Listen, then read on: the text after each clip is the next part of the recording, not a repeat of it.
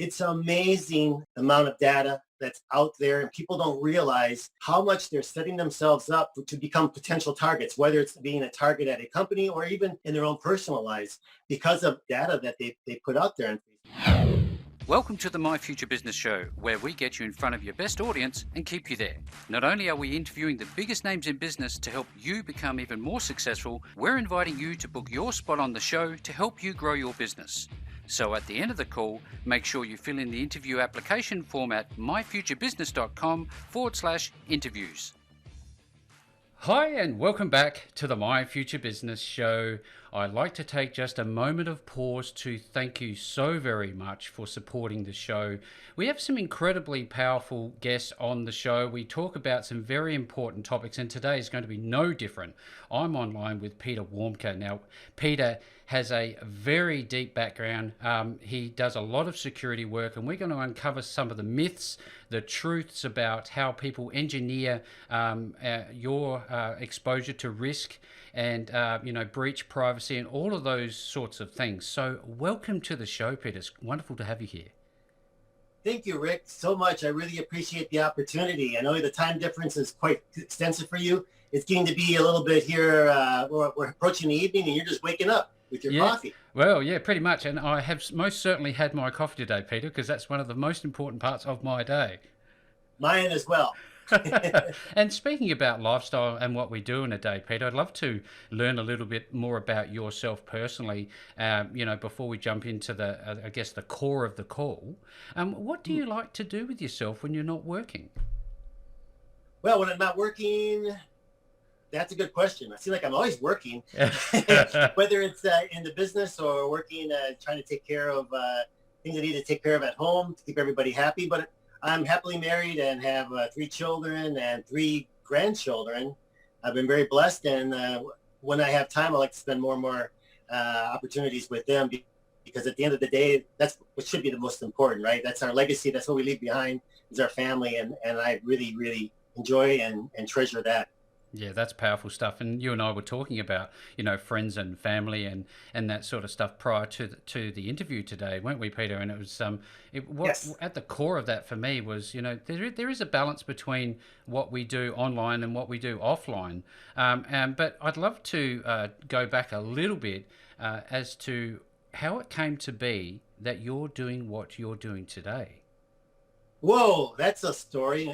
Hope we have enough time. Yeah. But I think, life presents us with a very interesting journey. It's different for everyone. And we can look back in that journey and see pivotal moments that at a particular time, they maybe didn't seem very significant. But when we connect the dots, it's who we are and how we got to where we are today. And so if I were to look back, I think I would start way back when I was a young lad in central Wisconsin, growing up on the dairy farm. Have you ever been to Wisconsin? No, I have not. Well, don't go there in the wintertime because you won't get extremely cold. Yeah, our state motto is eat cheese and freeze. Eat cheese and freeze. Oh, yeah. But it was a great environment for me. But, when you're a kid, you kind of like young boys grew up with this, and girls as well, have a fantasy about what they want to do in life. And Yep. As a young boy, I want to be an astronaut, or I want to be a police officer, or I want to be a cowboy, or in my case, I thought about being a priest, believe it or not. All right. So at the age of 14, to follow that dream, I entered a seminary, all boys school seminary run by the Franciscan friars in Wisconsin. And what became really crucial for me at that particular time, or influential, was during my junior year, 1977, now I'm dating myself, right? 1977, I along with 4 other people, we did an experimental exploratory trip down to Nicaragua where the Capuchin friars had missions. Now, so we left Wisconsin, Milwaukee, Wisconsin, in a big green Ford station wagon, drove all the way through the United States, all the way through Mexico, Honduras, El Salvador, and Guatemala to finally get to Nicaragua. It was my first time out of the state of Wisconsin. Wow. I was blown away by what I saw in the United States, let alone what I saw down there. But it was such an interesting experience for me that I decided to return on my own 2 summers later the summer of 1979 because I was really interested in Nicaragua. I was interested in the missions. So I went down there. And to be honest with you, I knew that it was sort of a politically unstable time. This is when the Sandinistas were fighting against the dictatorship of Anastasio Somoza. But I wanted to go anyway. You know, when you're young, you kind of like, you just think, I'm going to go. Everything's going to be fine. I got caught up in the situation there. Fortunately, I remained safe, but it was a tremendous experience. I was there when Somoza was overthrown and the Sandinistas came into power. And the experience became so interesting to me that I decided I really want to work in Latin America. And I thought that the road for that would be becoming a missionary. So that was my plan until I got on the airplane to come back to the United States. Sitting in that airplane was a young woman who ended up knocking me off my feet. A few years later, we were married, and we've been married for 38 years. Love of my life, and been fantastic. But so that kind of derailed my plans to become a missionary because you have to be celibate. Yeah. So what happened then, of course, is that I decided, I looked in my wallet after I got married, and it was pretty empty. And I said, damn, I got to find a way to make a living now. I'm going to be supporting a family. So I went back to school, got my master's in international business management. And when I got out, I ended up working, started in Miami, Florida, working in international banking, private banking, wealth management. And I did that for a number of years. Did a lot of travel throughout Latin America and actually lived in Latin America for periods of time in different locations. And it was during this time that actually another pivotal moment, I was approached by the Central Intelligence Agency. The CIA. They wanted to recruit me. Now, I never really thought about working for the federal government, let alone the Central Intelligence Agency. Yes. But I was intrigued. I think they approached me because of my background in Latin America, my knowledge of that area, my networks of people that I knew there, having traveled and lived there, my foreign languages, spoke Spanish and Portuguese. And what they wanted to recruit me for was to actually go out as a case officer to collect foreign intelligence, basically information that would be utilized by policymakers to help better educate policymakers to make more informed decisions. So I would be tasked to go out there and establish intelligence gathering networks in the countries where I worked. So to make a long story short, I did that, and it was a fascinating career. I was actually quite successful in doing so, but as all things come to a close, you sort of want to go on and move on to something else. So a few years later, I actually left the federal government and decided to reintegrate myself into the private sector. So came down to Orlando, began to work in corporate security. And then I was approached by Webster University, and they wanted to incorporate me as an adjunct professor in their Masters of Cybersecurity program. And I thought, what do I know about cybersecurity? I mean, I don't have a technical background at all. My background is basically, human, working with humans, not technology. But then the more and more, they said, no, based on where you came from, the CIA, and we want you to teach courses on intelligence and counterintelligence, you would be the perfect fit. I said, well, okay, let me give it a try. So I started to teach at Webster, and the more and more I got involved in cybersecurity, the more I found out about something that's a discipline that is at the crux of cybersecurity. It's at the crux of why so many breaches are successful, and it's because of social engineering. Now, many people really don't understand social engineering. I'm kind of flabbergasted that many people have not heard of it.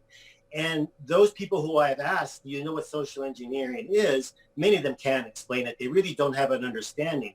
But it is so key to the success of security breaches, of all these gigantic data breaches we hear about every day or on a weekly basis. Most of those, actually 90% of those data breaches, the successful data breaches, start with some element of social engineering.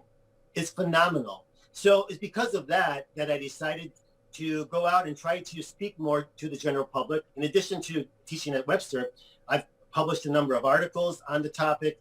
I've gone out and I spoke at a number of very large industry events on the topic of social engineering.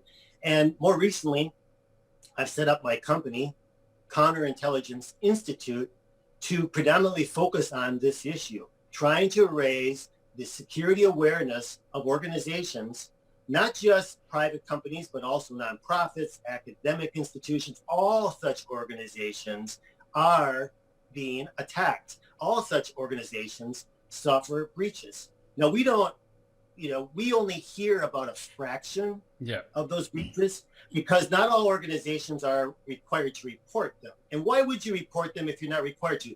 Because if you report them, that can very much tarnish your reputation. They prefer not to make that publicly known. Yes. But I don't know how the laws are in Australia, but here in the United States, you're going to go by certain law. And each state, each of the 50 states of the United States have a different law requiring when a company is required to report a data breach. And usually it comes down to whether or not the personal identifier information of people from that state has been compromised. And if it's been compromised, then they have the duty by law to make a public disclosure. But then there's also, I wouldn't call it a loophole, but there could be a delay in the reporting of the incident, because if law enforcement gets involved to try to find out who's behind this attack, they would prefer not to make it publicly known that they're actually have encountered the attack, and now they're trying to look for who the bad guys who are behind it. So some of these things, there might be a breach that comes out and you don't find out about it for 2 years later, but that's the reason why. But it's only the tip of the iceberg as far as what people are really aware of.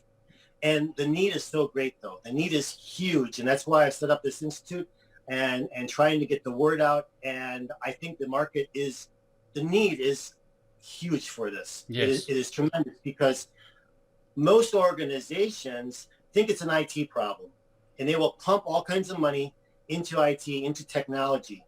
But social engineering masterfully manipulates human beings to circumvent those technological protocols, those policies and procedures that are in place to protect information, to protect the data, and it's able to circumvent that and still be able to breach the organization. And it's very creative. It's a fascinating field.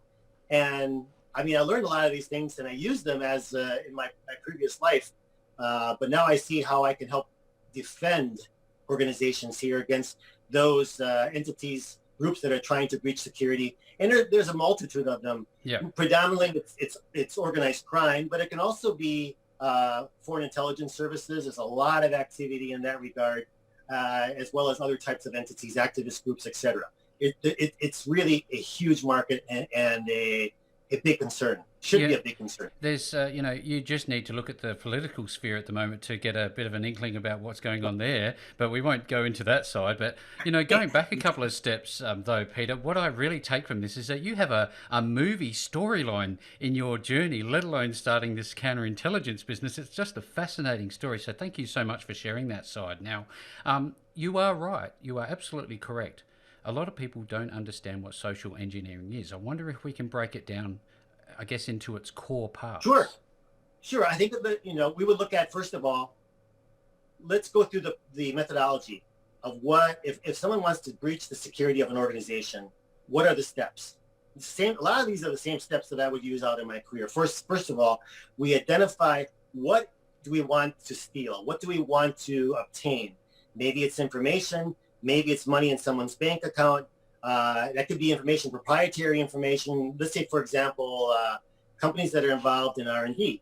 R&D takes a long time to develop and at considerable expense. Yes. Right? And you can get a foreign actor. The big one involved in this is the People's Republic of China, but there are other state actors that will try to steal this technology. If they can steal it, they can save they can save millions of dollars as well as years of research and be able to get out and use that same technology. So that is a big issue. There's also data breaches that will involve other types of proprietary information regarding clients that an organization might be selling to, as well as the information regarding personnel who are employees there. So it depends upon what they want to steal, and then where can they find that. Yeah. Identifying a target organization, and there might be more than one that might provide that type of information, but then you look at the organization. Which one might present being a soft target versus a hard target? Now, a hard target would mean very difficult to penetrate the security because they really have tight hold on the information that they have out there about them. They really have a tight hold of their training of their employees, and it's going to be very, very difficult compared to a soft target where, wow, we can almost walk in there and just take whatever we want. And anybody would prefer going after the soft target because it's a lot quicker, and it's less likely that you're going to be compromised in the process of trying to breach them. So we identify a target organization. We collect information on that target organization. I mean, in the old days, we would go to the library, right? These days, we go to internet. Internet invented by Al Gore, perhaps, or who knows who invented the internet, but it's a great resource to collect open source information. So if I were to look at an organization, where would I start? Well, almost all organizations have their own web page, right? Tremendous amount of information on them, and about them, why they started, what their mission is, and they will provide information regarding who are the key individuals. A lot of times, pictures of them as well as their bios. There's going to be other places on social media that the entity might put out. A Facebook. Oh, LinkedIn is a phenomenal resource for collecting on target entities. There's even something called the Wayback Machine. Have you ever heard of? Oh, yes. And a lot of people are not aware that pretty much the internet is archived going back as far back as 1996, where you can take a look at somebody's website or a company's website and see the changes that have taken place on that website over that period of time. So there's a lot of information. Even if someone tried to say, we're going to take that information down because it's too revealing, it doesn't matter. We can use the Wayback Machine. We can still acquire that information. So information on the entity. But then more importantly, we want to identify who within that organization may have access to that information, who might be able to facilitate access to that information. We refer to them as insiders. Yes. Okay, insiders in those companies. They could be people at all levels, from the receptionist all the way up to the CEO of the company, as well as contractors, individuals who have unescorted access into that company or into that facility on a daily basis. So we try to identify those individuals, and LinkedIn, once again, is a great resource. There was actually an article not too long ago about how intelligence services effectively used LinkedIn to be able to target entities. So it's there's a lot to be said for the resources such as social media and LinkedIn. Okay, so then we collect information on those individuals who we identify predominantly through social media. It's amazing the amount of data that's out there, and people don't realize how much they're setting themselves up to become potential targets, whether it's being a target at a company or even someone's trying to target them in their own personal lives because of the data that they put out there on Facebook. Really stuff that probably a lot of it they shouldn't put out there, but it's revealing, because what we would utilize that for is pretty much to develop a profile of that individual, to really try to understand what are their motivations in life, what's important to them, whether it be family, whether it be travel, whether it be nice cars, like jewelry, whether they, what do they like about different movies they've seen, or basically what are their passions in life? What do they like? What do they want people to believe about them, right? What's important to them? Well as potentially identify what are some vulnerabilities that could be exploited. So with that information, then we decide to use various social engineering techniques in targeting these key individuals. Now, one level might be just to gather additional assessment information on them, or to be able to collect sensitive information regarding the organization that they work for. And we use the particular technique of elicitation. There's a lot of creative elicitation tools, and there's like 12 or 15 different elicitation techniques that can be used in a casual conversation with somebody and pump them for a considerable amount of information with them without them really noticing what has happened. They have no idea of what they've given up. And this can be used to get information on them. This can be used to get information regarding their companies, whether I'm sitting next to them on the airplane, whether I'm at a trade event, or whether I'm calling into their company using some type of pretext, story of who I am, script, and then calling in and pumping them for this information.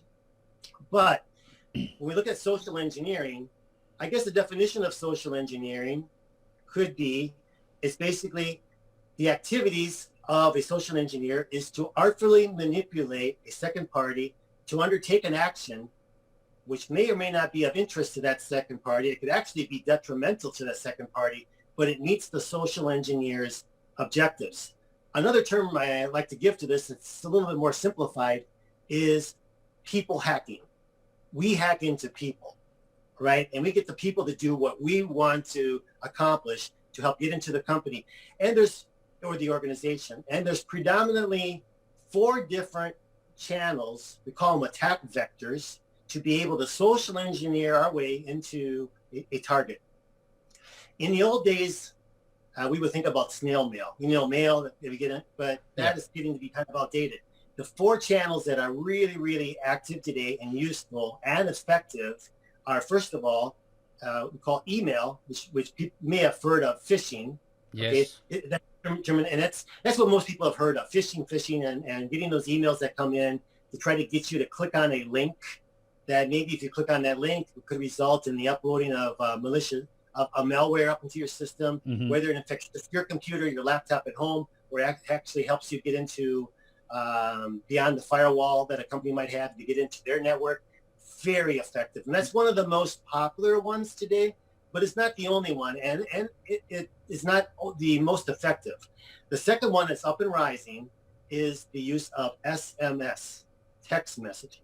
Okay. Now, marketers are getting very smart, and they're beginning to use text messaging as a marketing tool, because you'll find that, okay, like you, like myself, and like millions of people out there, you receive so many emails, and you're not going to be looking at them every little while. You might look at them at the end of the day or the next day, and some of them you might just look at the subject and decide not even to read them. However, when you get a ping on your cell phone for some kind of text message, a lot of people will drop everything you're doing and take a look at that. And so if you can do the same thing as a phishing email, using that text message to incorporate a link and enticing someone to actually click on that link, and it has the same impact, being able to circumvent and be able to gain access to their cell phone, which is utilized as a mobile device to get into networks and back at their office. I mean, there's a lot of ways to attack these things. So we have phishing, which is email. We have smishing, which is the text messages. Then we'll move on to my favorite, and I think the most effective. It's the telephonic contact.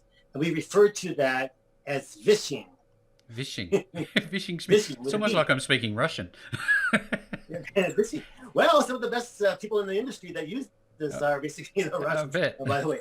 Okay, but so the telephonic, I mean, it's the most challenging, but those who are really good at it, it's the most effective, because I can use something like spoofing, call spoofing. Yep. And a lot of people are getting these robocalls, and it looks like these calls are coming in from all these different locations. It basically spoofs the caller ID to make it appear like it's coming in from wherever they want it to appear. So if I research my target, it could look like it's coming in from the target's daycare center where they have their children, or it could look like it's coming in from the bank where they have their accounts, or it could look like it's coming in from another branch office of the same company on the other coast of the continent.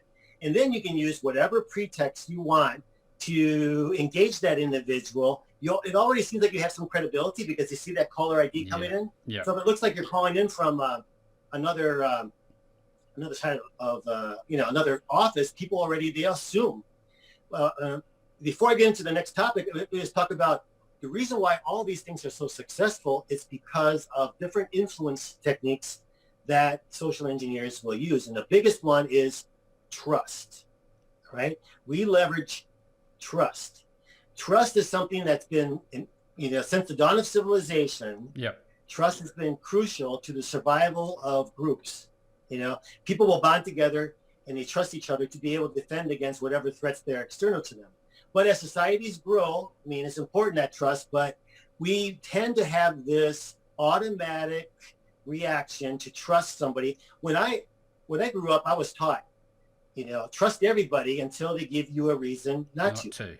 Right? Yep. And then, but after I started traveling more and lived in other places, I got burned a number of times by trusting, I needed to learn to have tempered trust, right? Yeah. And this is a problem. This is what's really needed, is to garner this tempered trust, to take a step back. Okay, who's approaching? I'm not approaching that person. Who's approaching me? Okay. Why are they approaching me? Who do they say that they are? Why are they asking me for X, Y, Z? Is it an authentic, legitimate request, right? So we have to step back and taking a look at whether or not we can really trust this thing coming in, all right? So let me give you an example of a phishing call. Yep. Phishing call. Phishing call. Yeah, let's say that, and we'll go into face-to-face interactions later, but let's say that let's take an example of a receptionist. They are really attractive targets for us in a company because they're gatekeepers. Yes. They are the point of entry. They have access to a lot. They have access to more than a lot of the senior management realize when it comes to trying to penetrate the organization. So let's just take an example of a girl, maybe make up a name, Christine, okay? Christine is coming back into the labor force after having a child, raising a child, and now decides to come back. It's taken a little while to find that right job. She wants to find a job that's going to afford her, good pay, good benefits, and flexibility so she can go home and take care of her child. So she finally lands this job with a major company as a receptionist. And she's so happy. She's so excited. She wants to make a really good impression. And of course, she gets there and she's a bit overwhelmed initially. It's a lot of things to learn. There's a lot of administrative things that have been piling up. She's got to learn, about the new culture and all these administrative tasks, policies and procedures, but she really wants to make a good impression. So she's going to try to be as helpful as possible. She's also isolated from the rest of the company. She's sitting out at that desk. She can't always turn around and ask somebody for guidance, right? She's got to make some decisions on her own. Okay. She decides, like most people would when they get a position, to update their LinkedIn page, right? Just landed this job and these are my duties. And she's so happy, to kind of like put that out there. Now, when she updates her duties on LinkedIn, that's going to pop up for an organization that's looking to penetrate that company. They're looking at a number of different potential insiders who could help facilitate access to them in that company. They come across Christine and say, whoa, this is interesting. She just started and she probably is not fully aware of all the policies, procedures. She's going to be a little bit more forward-leaning and trying to be helpful. So let's target her. Let's get as much information about her as possible, and let's target her. Let's decide to use call spoofing. All right. So telephone Christine as somebody like, say, hey, I'm Brian from IT support. And I understand you just joined the company. Congratulations. It's great to have you here. And I hope you'll be very, very happy.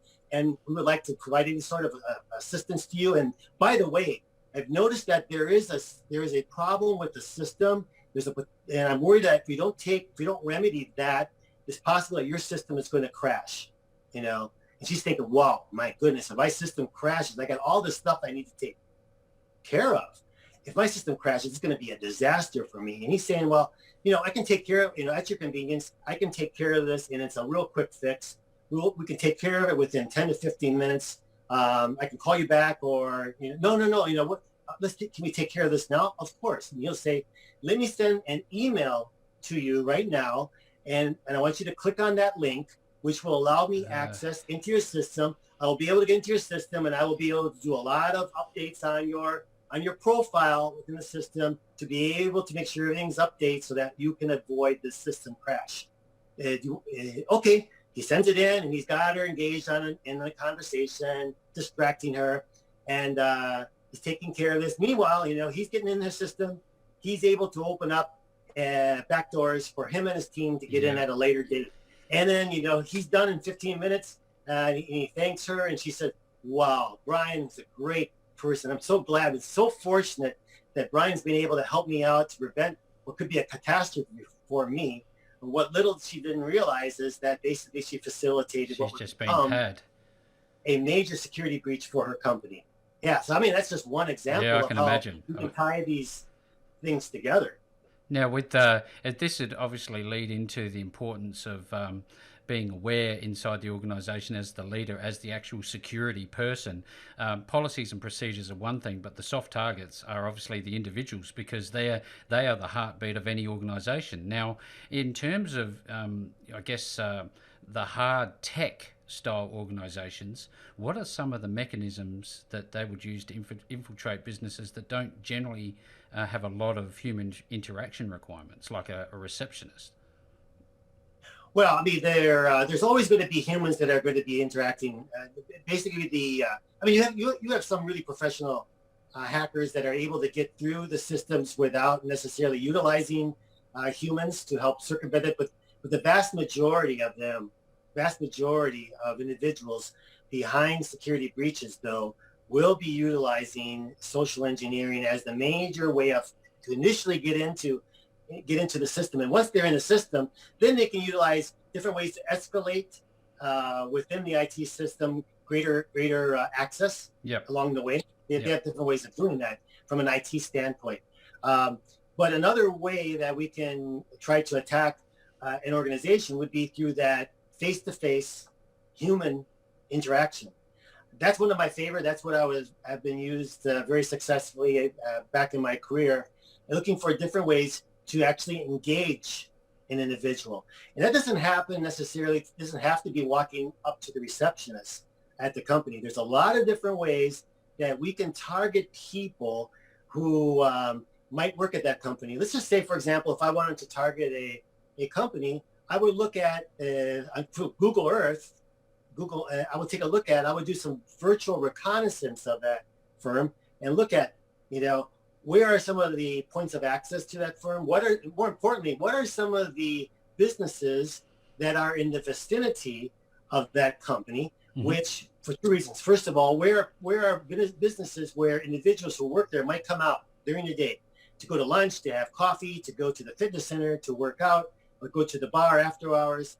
Or what are companies which might make deliveries into that company and be able to look at and develop very creative ways to impersonate delivery companies that are making deliveries into the company. One example, I actually have this video, which I don't know if you had a chance to see it. It's a marketing video, and I gave just one really simple example of a delivery person coming in with flowers.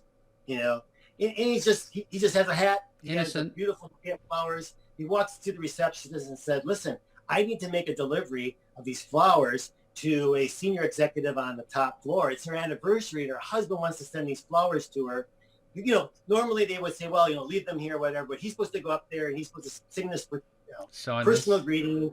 And she's about to dial up to the individual, and he says, no, wait. This is a surprise.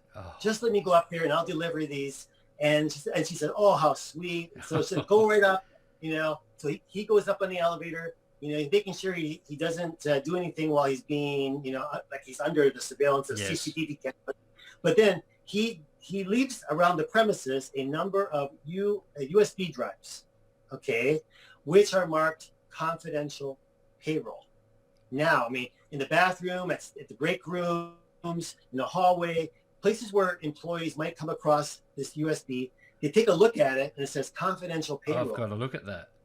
Their first reaction is, I got to report this to security. No, I got to look at that, right? I got to see what my colleagues are making. So they will, not all of them, but there's going to be somebody. If you distribute a few of these, someone's going to put that plug that into the network. And while they're trying to look up this data, it's going to upload this malware, and that's going to facilitate that breach. And a lot of people may think, oh, no, that's just, that wouldn't happen. Listen, there have been some real significant intelligence breaches, success stories breaching into even the breach into the Iranian nuclear program. That's exactly how it was done, using that sort of approach. And there's been other examples of that. So this stuff really does work, not only in the intelligence world, but also in breaching the security of organizations. But another technique which people have to be really attuned to are approaches from people when people are going out and attending trade fairs, networking events, because I can a social engineer can pre-target somebody knowing they're going to be at that event and preparing and being able to get into a dialogue with them and develop a relationship with them to elicit considerable information. One really creative and well-used approach is the executive recruiter approach. We call them headhunters sometimes here in America. Think about how easy it is for someone who's a social engineer to call into a company and to ask to speak to a specific individual. Now, headhunters will do this real headhunters will do this all the time. You see they have a requirement. They have a requirement to fill a position, right? And so their job, they get paid by a client to look for individuals who meet those qualifications, pre-screen them, and maybe introduce to the client 1, 2, or 3 individuals for them to actually interview and to select for the position. So they're doing this all the time, authentic headhunters. So a social engineer uses the same technique. Once they identified an insider, someone who could be key in that organization, who has access to information, telephone that individual, make up a story of working for a executive recruiter, working on behalf of XYZ client. And usually you're not going to divulge the names of those clients because the clients don't want the world knowing that they're looking to fill these positions. So it's very natural not to disclose the name, just give a kind of a overall profile of the company, and then lay it on how impressed I am with your background and how I think you might be a really good fit for this position. Of course, the position is going to be a higher level position that they have. Of course. It's going to have more responsibility, greater status, and greater benefits and more compensation, right? So they're intrigued. Even if they're not actively looking to move, the fact that someone approaches them and there's this prospect, they're thinking, what do I have to lose? This is gonna trigger them. Yeah. So in the process, they agree to, maybe initially answer a few questions on telephone, but ultimately, we want to get them out of the office. We want to get them out for lunch, for coffee, and be able to really ask them listen a lot of information from them regarding the company where they're working, or maybe our target company is where they previously worked 1 or 2 years ago. Yeah. And someone who's no longer there is more likely to give up considerable information regarding that company if they're no longer there, but that's crucial information for us. So it could be to obtain that type of information just through elicitation, or we may look to actually recruit that target in some capacity for one of our clients, right? Right. And we've done that in the past, in the intelligence industry, and it's very effective also when it comes to trying to penetrate a company and get at the information that we're trying to obtain. Now, this is one of those topics, Peter, that could go deep. It could go wide. It could go for hours. We are coming up to an hour talking about a topic that I'm absolutely and utterly fascinated by. It's so unreal, but very real at the same time. Now, for organizations that are on this call, you can clearly see that there's a real and present threat that you need to be managing in your organization, and Peter is the man for you. So, Peter, when people want to work with you, where are they going to find you? Well, I'm physically located in Orlando, but I can be anywhere and everywhere. And the best way to reach me will be by reaching out to me via our website, counterintelligence-institute.com. And there's a lot more information regarding our products and services, a lot more information regarding my background and what we can do for the respective entities. So I welcome email, or eventually a telephone conversation. As I mentioned, I do go out and speak at different industry events. I'd be happy to come in to even speak, to an organization that might have interest in this topic, whether it's Rotary clubs, chambers of commerce, etc. Yep. And what basically we do ultimately is go out and try to help those organizations, whether it's through online training, or even better still, on-site workshops, starting with the C-suite all the way down to individuals who work at various departments in a company. Yeah, well, that's just such a fascinating topic, a great story, a great life experiences that has led you to being able to help people. So thank you very much for you doing what you're doing. And thank you very much for spending some time with me on the My Future Business show today. Well, Rick, it's been a pleasure speaking with you, and I wish we had more time. But in any case, I greatly appreciate the opportunity, and I wish you the best of luck up back out in Australia. Thanks for joining us today. If you enjoyed the call, then make sure to subscribe, leave a comment, share us with your friends, and book your spot on the show at myfuturebusiness.com/interviews. And if you're looking for solutions that will help grow your business, then visit myfuturebusiness.com/shop.